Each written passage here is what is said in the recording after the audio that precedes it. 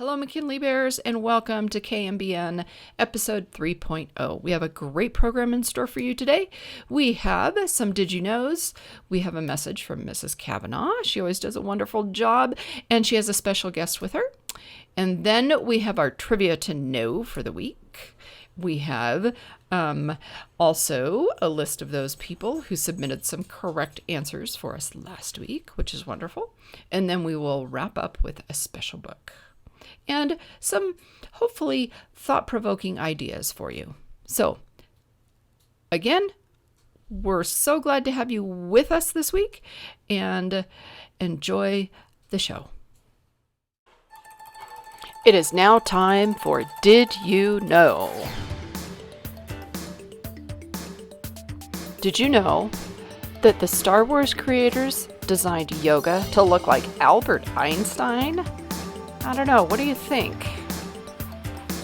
And there are about 10,000 of the cells in your body could fit on the head of a pin. That means those cells are really small.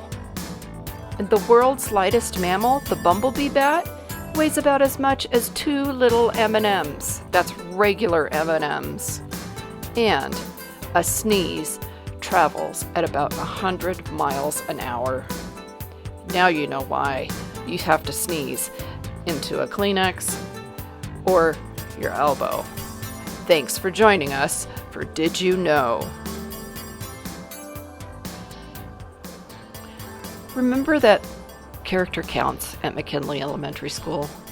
So McKinley Bears work hard at being trustworthy, respectful, showing responsibility, being fair and caring, and having good citizenship. Next up, we have a moment with Mrs. Kavanaugh and a special guest.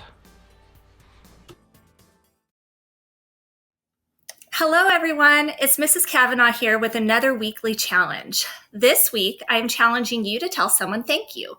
When you tell someone thank you, it shows that you appreciate them and are grateful for them.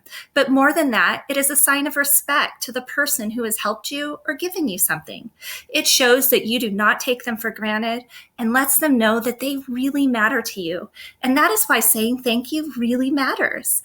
So today, I have my friend Peppy Puppy with me. Hi, Peppy. Hi. Oh, Peppy, I know you are so excited to be here and to talk with everyone today. And I just wanted to start by saying thank you to you for using all of the listening rules. Friends at home, can you say the listening rules with me? Eyes watching, ears listening, voices quiet, and body still. You did all of that, Peppy, and I really appreciate that. Thank you. I know it's hard when you're excited to contain yourself. Would you like to say hello to everyone now? Oh, yes. Hi, everyone. I miss you so much, and I'm so excited to be here. Oh, I'm sure they all miss you so much and are excited to see you today too, Peppy. So could you tell me who you decided to say thank you to this week? Yes, I decided to say thank you to my teacher. I really miss her now that school's been closed. Yeah, it's been really hard, Peppy, for everyone to be out of school. I bet you your teacher really misses you too. So what did you want to thank her for? Can you tell us a little bit more about that? Yeah, well, I was thinking about how she's really the best teacher. When we're at school, we do so many fun things in class, and that's why I really miss it so much. But she always makes our online learning classes kind of fun too. So I know it's not the same as being in class, but every week we always do something fun. Just like last week, she had us all bring something to share.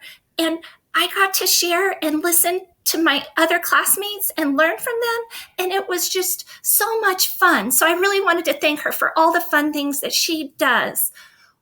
Wow, that sounds like a really great time to be able to learn more from your classmates and still be able to connect during this time. I bet you that was fun. It sounds like you have such an amazing teacher. Oh yeah, she's the best. Well, can you tell me what you said in your email to say thank you? Sure. I said, Dear Mrs. Spencer, I miss you so much. And thank you for being the best teacher ever. Love, Peppy. Wow, Peppy, that was such a wonderful thank you email. And I bet your teacher felt so happy to get that because you showed her that she really matters and that you really appreciate her. I hope that she really is happy because she is the best. Yeah, I know you really love your teacher, Peppy. Thank you for sharing. So, everyone at home, did you know that this week is actually Teacher Appreciation Week? That means it's a great week for us to say thank you to teachers for all that they do for us and let them know that they matter. So, you could decide to write your teacher a thank you for this challenge. And if you want some more ideas about what to do, you could always head over to my Google Classroom for more. Have a great week, everyone. You know what, everyone? Mrs. Kavanaugh is right. And you know what? As I think about it, she was right last week, too. You know what? Be sure to say thank you. And it would be great for you to send a thank you to your teacher. But you know what? Also, don't forget to say thank you to Mom and Dad because they've been doing so much for you over the last few weeks.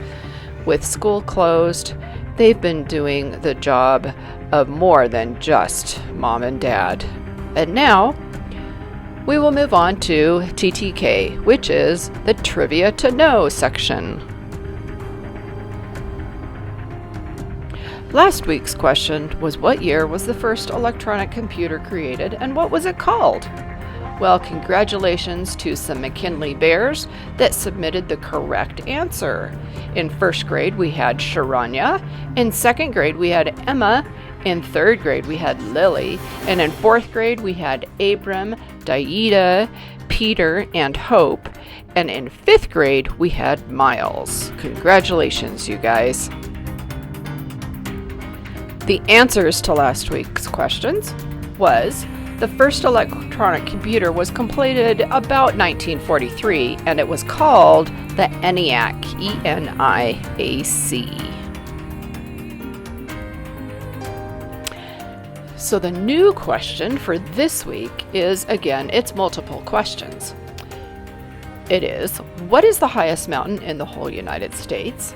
And this highest mountain actually has two names, and so what are both of the names? You need to also figure out how high this mountain is in feet and in which state is this mountain located. So you need to find all of those answers and then go to the principal page of our website and submit your answers. Thank you for playing TTK. And here we are with story time. Now, last week's story was actually just a fun story. It was just kind of silly and fun. This week's story is also a fun story, but it has a lesson for us. And as most of you will probably know and remember, when I read stories, I like to have a chat about what is the lesson that we need to learn from this story. And this story is about a unicorn, and her name is Thelma. And the story is written by Aaron Blaby. Thelma felt a little sad. In fact, she felt forlorn. You see, she wished with all of her heart to be a unicorn. Her best friend's name was Otis. He liked her quite a lot, and he said, "You're perfect as you are." But Thelma said, "I'm not." Have you ever felt that way? Well, that was when she saw it, a carrot on the ground. It gave her such a great idea that she squealed and she jumped around. She took that simple carrot and she tied it to her nose. "I'll say that I'm a unicorn. It might just work, who knows?" Well, as she did, a truck drove by. The driver rubbed his eyes. "Good grief, is that a unicorn?" he shrieked in great surprise. As Thelma watched the swerving truck, it very nearly hit her. Would you believe that truck was filled with nice pink paint and glitter? Thelma looked so amazing. She was a unicorn. I'm special now, she cried out loud, and so a star was born. Well, all across the whole wide world, her fans would cheer her name. Thelma loved it every bit. The fame, the fame, the fame. Thelma was a superstar. Her dreams had all come true. But soon she found out that so much fame was kind of tricky too. You see, her fans were bad for her. They'd scream and cry and laugh. They'd chase her everywhere she went just to get her autograph. In fact, they'd chase her all day long. It never, ever stopped. They chased her while she exercised. They chased her while she shopped.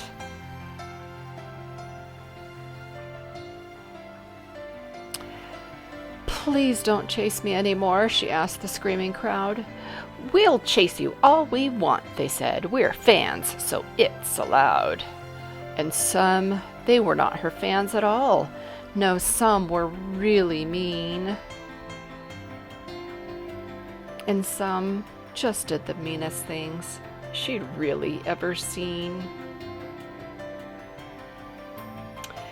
So one dark night she felt quite sad.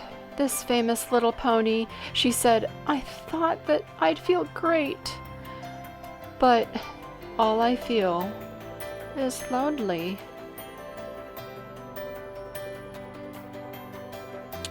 And so, with that, she changed her mind, this lonely unicorn. She cleaned off all her sparkles and she ditched her magic horn. And then she walked right past the crowd. They didn't even notice. She thought how nice that it would be to see her lovely Otis.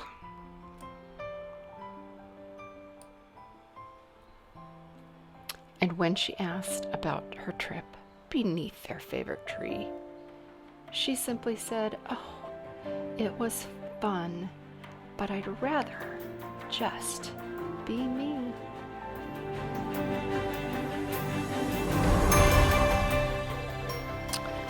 So think about Thelma the unicorn a little bit. And what is it that you think that Thelma learned about herself and about most of us in general? Who is it that you should try to be? If you have something that you would like to share with me about what you've learned about Thelma the unicorn and about all of us, go to the principal website and click on the Thelma the unicorn link so that you can send me a message. Thank you so much for joining us for Kmbn 3.0. Have a great week.